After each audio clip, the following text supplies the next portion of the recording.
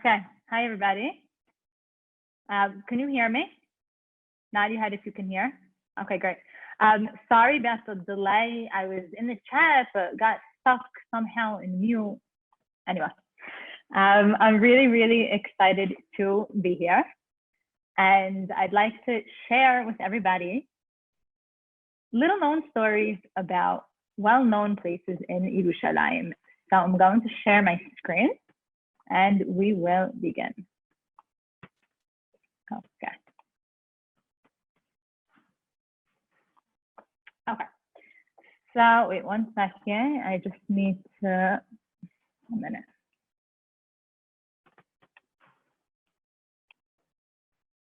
Oh, I know what I did. I didn't share a screen. Okay, share screen. Go.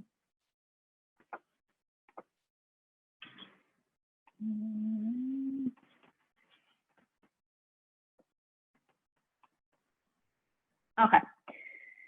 In 1949, there was a contest. The contest was who can come up with the best design for Yerushalayim's logo.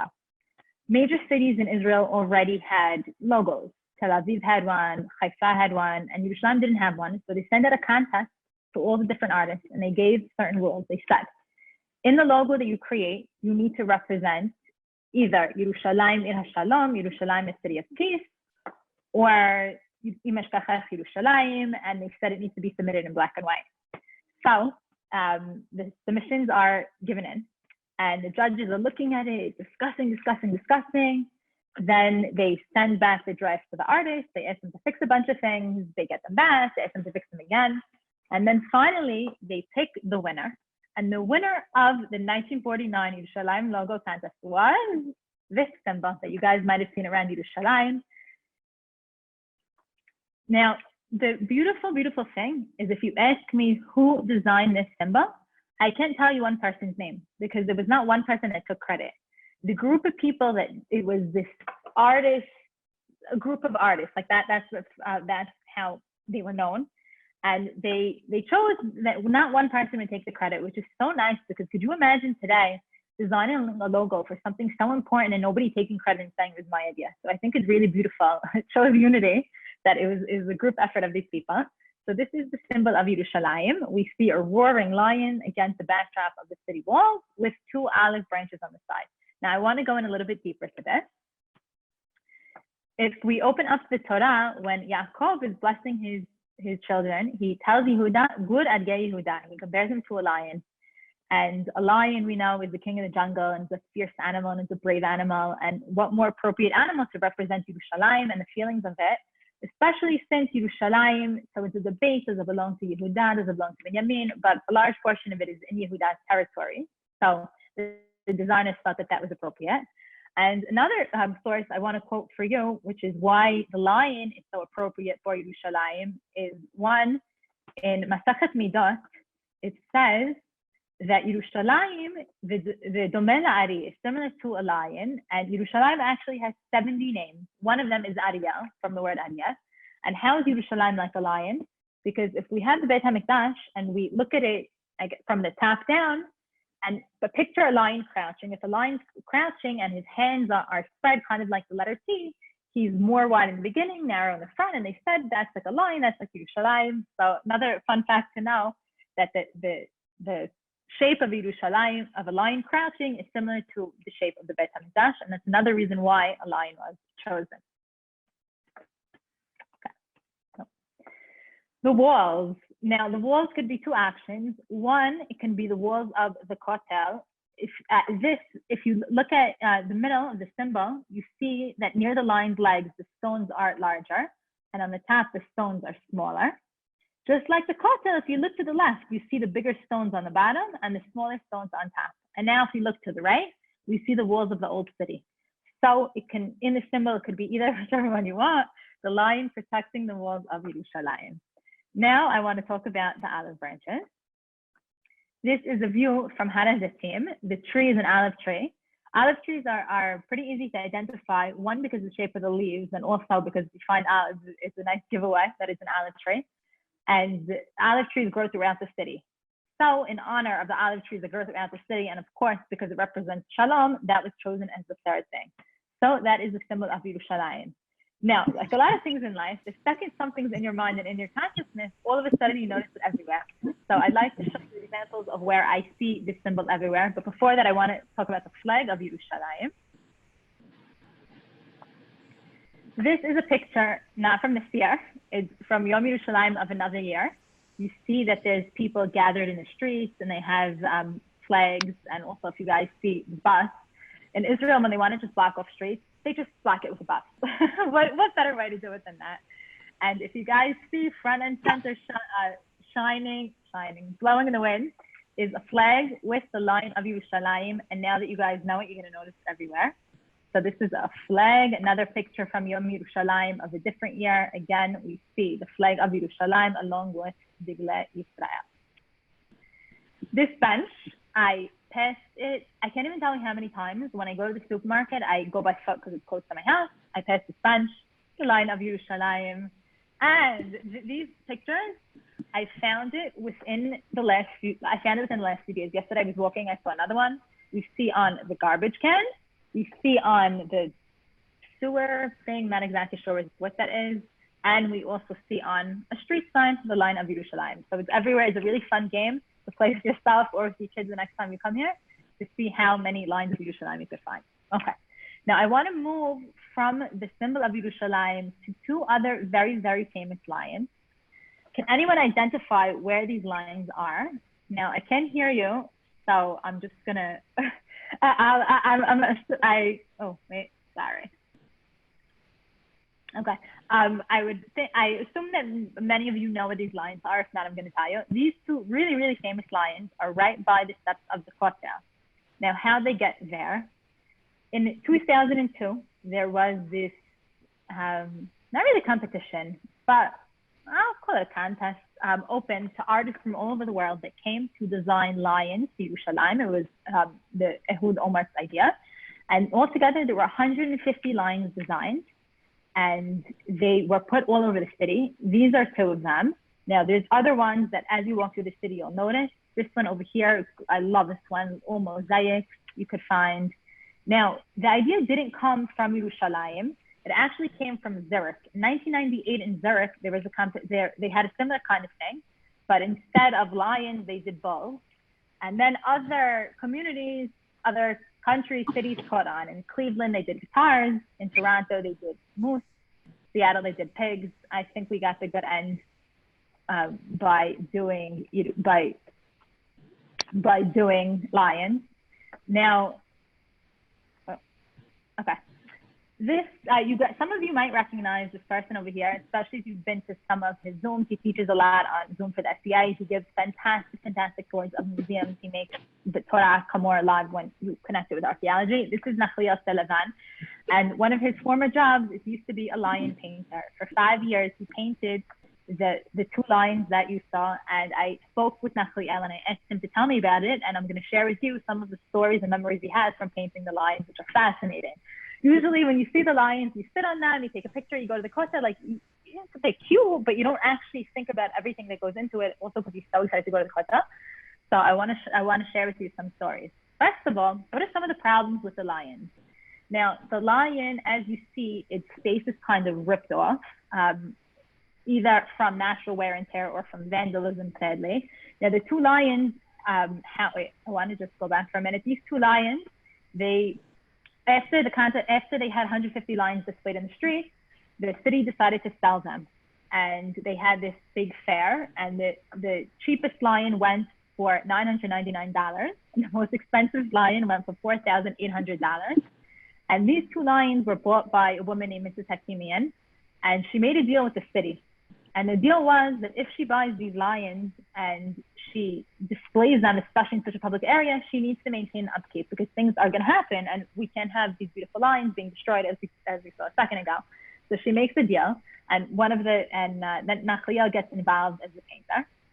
And we see examples of vandalism. Nachliel told me that one day on Yom Kippur, he was about to pray Ne'ilah. He was taking a step back, and where he was praying that particular Yom Kippur, it was overlooking the Kotel, it was overlooking the lions, and all of a sudden he sees kids They're starting to peel the paint off. You can imagine what kind of Amidah he had. He put a fresh coat on a few days before, and then people are ripping off the paint.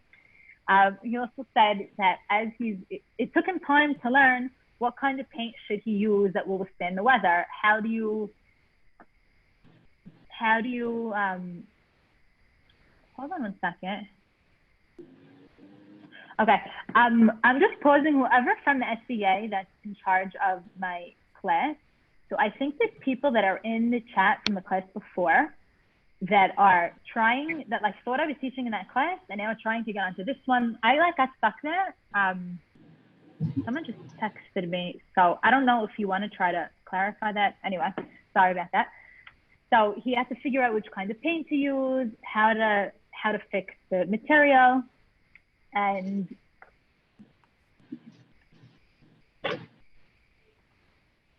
he also, the rules that he had, he said they were very, very strict. He could only use certain lion colors, yellows and oranges. He originally couldn't put a face. And he said, what is the hardest part in painting the lion? The hardest part, so, well, we see over here that he has a special kind of clay that he used to fix eyes and ears that are broken. The hardest part is keeping people away. Now here you see a nice cat, and the paint takes 6 to 12 hours to dry. Now in Israel, when people see signs that say, do not cross, they pick up the rope and they go under. When people see by a cliff, I'm not encouraging any of these things, that it says, danger, do not jump, they jump. So you can imagine it's very hard to get people not to sit on the lions.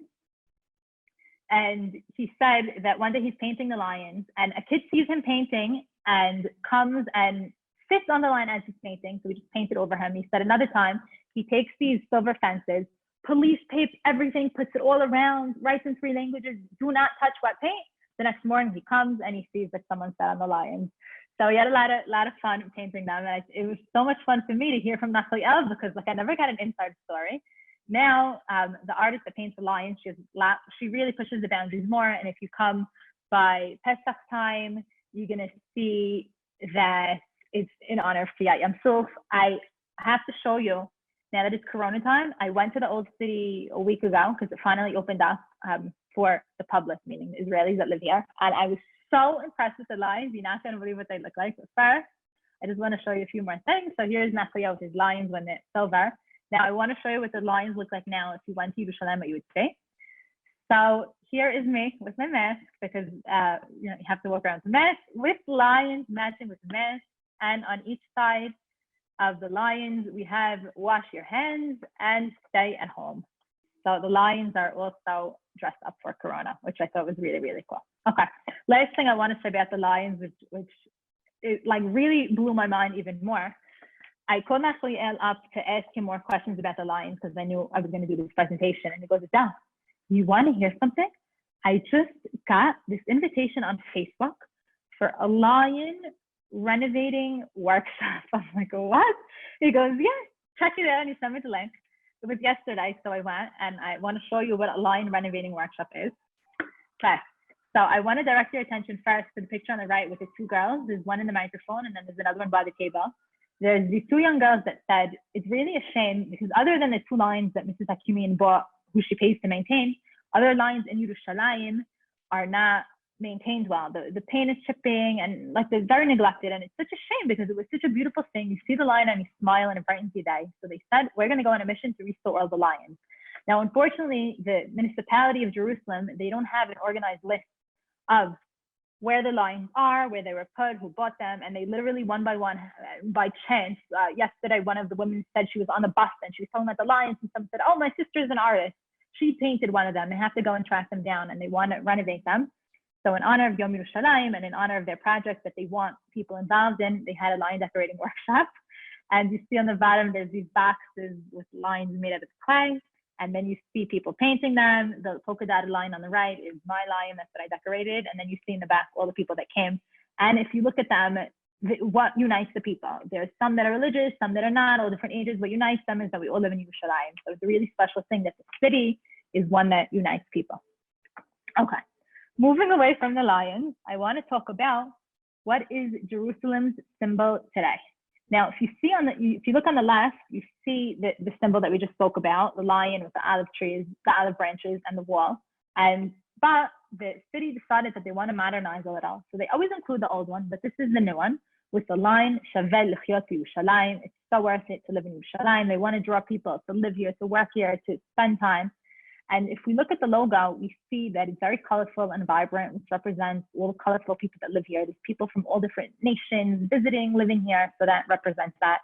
If we look at the building, we also see that there's some buildings that are really, really ancient, and we're going to talk about some of the ancient buildings in a minute, and some of them are modern. If you guys look at this three-legged structure, that's the bridge, that's Yerushalayim, or the Quartz Bridge, and that's right next to the orange symbol in back of it, which is Har HaBayit. Har HaBayit is way older, and the fact that they're able to merge the old and the new is what they want, and the fact that all the symbols they took and they made them fun and colorful is exactly the message they want to send. Is Yerushalayim is a city that is not frozen in time. It's a city that's constantly moving and being updated, and they want to update the logo in accordance with it. And since this is a new logo, and we see this printed on all of the papers or signs, when you come to Yerushalayim, you'll notice it even more. I think it's appropriate, especially since today, the day Yom Yerushalayim, you love Yerushalayim, and the more you learn about something, the more you love it. The more you learn about a person, the more you love them. So I want to learn about what are some of these symbols. Clearly, they're really important ones if that's what the city chose to use to represent Yerushalayim. Okay, so the first one we're going to talk about is probably the most famous symbol. If you see this one in green over here, what is this symbol? So this is Migdal David. We see here there's this picture with the luchot, and we have Migdal David, a piece of art with Migdal David, a coin with Migdal David, and a postcard with Migdal David. So what is Migdal David? So it makes sense that if it's Migdal David, it's built by David. However, it actually has nothing to do with David HaMelech. David HaMelech never saw this, never stepped foot there. Why? Because Yerushalayim of David HaMelech's time was farther down south in Ir David. This building here was way after his time. I specifically want you guys to look at the middle area with the flags. This area, if we zoom in and now look at the area in the yellow circle, it might remind you of a wall. So this, the tower part is Migdal David. The whole thing is known as Mitzudat David, or the David Citadel. The Citadel Hotel is named after this structure. So this wall might remind you of the Kotel because it was built by the same person. Herod the Great, he built the Kotel. He also built part of the structure. You see the stones on top are smaller, different time periods. And there's even stones all the way in the bottom, which are from the time of the Hashmonaim. Hashmonaim, time period is second Beit HaMikdash. David HaMelech is before the first. So this has nothing to do with him. And there's actually this really great light show called King David Has Returned to the Tower. They have two of them. I recommend that one. And it perpetuates the mistake because David HaMelech wasn't there. But how did all this come about? So it says in Sefer Shemuel, Vayeshev David b'Metzudah, that David sat in the citadel. So in the time of the Byzantines, we have the Romans who destroyed the Beit HaMikdash, and then we have an empire called the Byzantines who are Christian. They love their Bible. They walk around with it. They say, hey, it says David was in this tower. Tower must be David's, and the name just stuck. So that is a very important symbol of Yerushalayim. Now here's the interesting part. This is the symbol in all the pictures. We saw the postcard. Everything has this. What is this specific point? Now, if you don't know what it is, and you're going to learn it now, I think you're going to be very surprised. And it's like after you know what it is, it's like, why would you pick that? Why don't you pick something else? Keep that in mind. What we're looking at right now, this is a picture of the El Aqsa Mosque. When you go to the Kotel, you usually notice that it's grayish. The mosque is the dome part that we see. And next to the mosque, we have something standing tall, which looks like the Mitzudat David. This is something known as a minaret.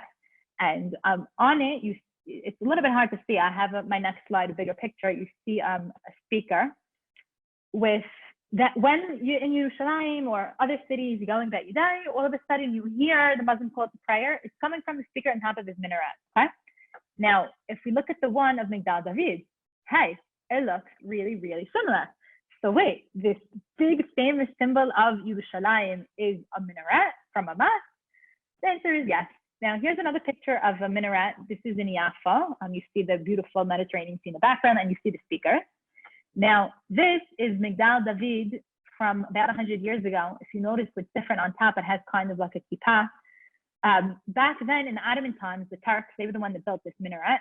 They didn't have loudspeakers. So the guy that's going to pray, they pray 5 times a day. He goes all the way up and he calls the prayer. Now in Yerushalayim in the summer it's really, really hot and the sun would beat down on him. And in the winter it's cold and he would get rained on and he couldn't take it anymore. So they built him a little kind of roof and eventually they took it off. But that's what it is. And that is what we're looking at. It was part of a mosque and now it became Migdal David and one of the symbols of Yerushalayim. So now you guys know what one of the signs is. Now I want to talk about something else. Here, what's that? This represents the old city walls. Now, how many years old are the old city walls? A lot of times on tours, I ask people to throw out a number, 500, 1,000, 3,000. All numbers make sense because in Yerushalayim, we have things of so many different numbers. So one guess is as good as the others. These walls actually are really, really, really young. They are only 500 years old. They were built in the 1500s by a Turkish sultan named Suleiman the Magnificent. If you look at the years, so that's not the years of his life, it's the years of the wall building. Some people say 39 to 41, but it's basically these years. Only 4 years. 4 years to build the walls. They're about 4 kilometers, which is 2.5 miles long. That's not a long time to build these walls. How do you do it so quickly? Well, one, because the Yerushalayim had walls in many, many time periods, and he would just build on the old ones. Plus, another thing, I'm giving you another idea for a tour when you come to Yerushalayim. The old city walls, they have a lot of secrets and a lot of stones hidden on them, which shouldn't really be there, which are from completely different time periods, have line inscriptions on them from the time of the Romans, and are just stuck on the wall. What are they doing there? Because the sultan, he took the stones and he just stuck it on the wall. He's like, I'm not going to work hard. I mean, he didn't actually build it, but they didn't want to work hard and they just stuck it on. So these are the walls of the old city built by the sultan. So now we could give a check to another symbol. Next one I want to talk about is this bluish arch. What is this arch? So now I have a few challenges for you. Challenge. How many gates are in the old city wall? Question number 2. Can you name all of them? And question number 3, in order. Can you do them in order of location? Okay. So we're not going to talk about all of them. We're going to only talk about some of them. And the ones that we don't talk about, challenge for you to go find out. We're going to talk about 5. Oh, the answer is there's 8. We're going to talk about 5 of them. So the first one is Sha'ar Yafa. And this is maybe one of the most famous. Most people walk inside of it when they want to get into the old city. Now, if you look at Yafa over 100 years ago, it looks a little bit different. And we noticed this big clock tower. This was built by the Turks in honor of one of their sultans. And then when the British rule came in 1917, they looked at it and they said, this is ugly. It ruins the beauty of Yerushalayim. Let me take it down. And they took it down. Also, it was a symbol of Turkish rule. And now the British are in charge, so they don't want it there. So they took it down for that reason as well. And if you notice, there's all stores. It was a very busy place, which are all gone. The British didn't want things built against the wall. Now, I want you guys to pay attention to that triangle roof over there. That used to be a store. If you go to Yerushalayim today and look at Sha'ar Yafa, you could still see part of the brick in the form of a triangle on the Yafa gate. So that's a really cool thing that you could notice as well. Okay. The next gate I want to talk about is Sha'ar Shechem. Sha'ar Shechem is translated as the Damascus gate, which is not a translation because Damascus in Hebrew is Damascus. And Shechem in English, they call it Nablus. So how they mess up so much in the translation? So I don't think they tried to translate, although in Israel, a lot of times, even when they do try, they get it wrong. So maybe they tried, but here I don't think that they did. Sha'ar Shechem is the northern gate of the city, and it's one of the most elaborate gates. If you look all the way on the top, you see how beautiful it is, crowns adorning the gate. It's mostly used by Muslims. Also, unfortunately, it's been the site of a lot of stabbings. So this is Sha'ar Shechem. Now, where to get its name from? If you look at a map of Israel, and we start out in Yerushalayim, and we go to Shechem, that's the function of the gate. If we left the gate and walked straight, we would get to Shechem. So, and Damascus, Syria is north, so they both face in the same direction. The gates are named after the direction they face in. And if we look at, if we go back to Sha'ar Yafa, if we left Jaffa, the Jaffa gate, we get to Jaffa. So that's part of where the name comes from. Okay. Shar HaAshpot. Shar HaAshpot, in English, the dung gate, is also a very popular gate. Why? We're looking at it from the inside of the gate, and you see the car driving through. When people leave the Kotel, they leave through Shar HaAshpot. The name Shar HaAshpot actually comes from Sefer Nehemiah. It's not this current gate that we have today. It was somewhere else, but it's interesting that the name does come from there. And they say the reason Ashpa is garbage, possibly the reason why Shar HaAshpot is because the garbage would leave the city through this gate. And the last fun fact I want to share about this gate is that in 1967, when they conquered Yerushalayim, which is what we're celebrating today, Chativa Yerushalayim, they came through this gate. So the Tzanchanim, who were very famous for freeing Yerushalayim, they had a part, but another Chativa Yerushalayim also had a part, and they came through Shar HaAshpot. So this gate was also used in releasing the old city. Shar HaArayot, named so because of the Arayot, up for debate. Are they lions? Are they panthers? What are they exactly? And this is a very, very famous gate because if I spoke a minute about Yom Yerushalayim, this was the gate that the Tzanchanim, and this is the famous picture that they went through to free Yerushalayim. And then we have the famous Adele. So that was done through Shar HaArayot. Okay, another gate, Shar HaChadash. HaChadash, the new gate. This is really the most new gate of Yerushalayim. Most of the gates were built in the 1500s. This gate was built in 1889. Why? For a very practical reason. If we go inside this gate, we would get to the Christian quarter. The old city of Yerushalayim has 4 quarters, and one of them is Christian. There's mostly Christians that are there. And on the outside of this wall were also buildings belonging to Christians. We have the Notre Dame and monasteries. And when people wanted to go from one place to the other, they had to go all the way around, and it's pretty inconvenient. So they said, okay, let's make it easy. Let's just make a new gate. And so Shar HaChadash was born. After the 6-day war, Moshe Dayan actually wanted to do a new gate, and he wanted to call it Shar HaShvut, the gate of return, but the plans fell through. So this is currently the newest gate and the latest gate to have been opened. Now we'll look at all of them. We discussed Shar Yafa with the clock tower heading towards Yafa, Shar HaChadash we just saw, Shar Shechem with the beautiful crowns on top, Shar HaPrachim in English, Herod's Gate we didn't talk about, but that's for you guys to learn about. Shar HaArayot, Lion's Gate that the Tzanchanim went through, Shar HaRachamim which is field we didn't discuss, Shar HaAshpot by the Kotel, and Shar Zion, which is also a pretty well-known gate because you can use it to go into the Armenian quarter and then the Jewish quarter. So those are the gates of the old city. Now, we started out speaking about the symbol of Yerushalayim. We said we have the lion against the wall and the olive branches representing the city. And we said when you walk around Yerushalayim, you see it everywhere. Then we continued and we spoke about Nachaliah's experiences while painting the beautiful lines of Yerushalayim.